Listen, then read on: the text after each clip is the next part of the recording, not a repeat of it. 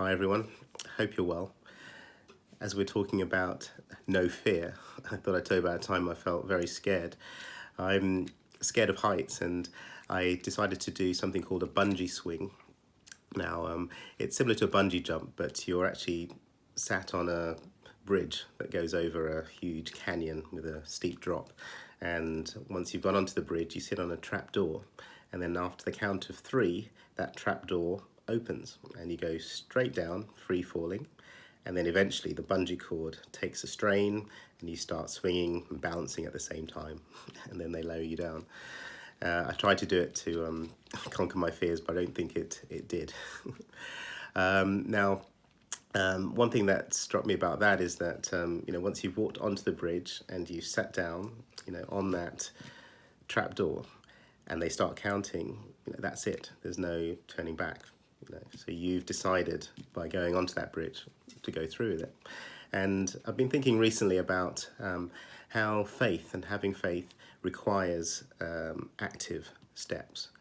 And at the moment, I'm currently out of work for the first time in my career. I'm out of work and looking for new work, and it's a difficult time to be looking because there's lots of other people who are also looking at the same time, and you're really trying to get noticed, more so than you probably would have done in other times. And I know I can't just sit back and expect a job to fall in my lap. There's there's steps of faith that I have to take in order to get that job. Now, I could settle for something very similar to what I do now, but I feel it's a time when it's an opportunity for me to develop and to just see what it is that God wants to challenge me in, and to bring out more of God's plan in my life.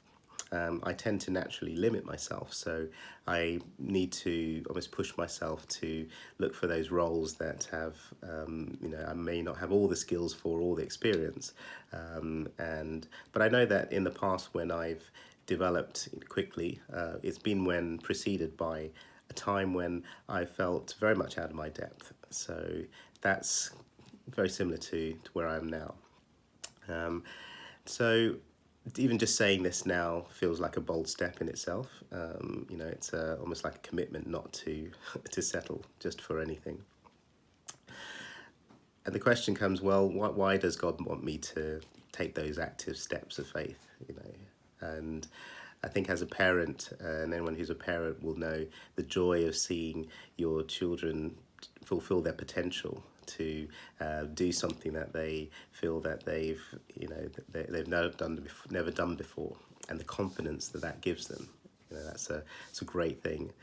And I think more so with God as well, it's that intimacy that comes from trusting Him and knowing that this wouldn't happen if it wasn't for God's power in our lives.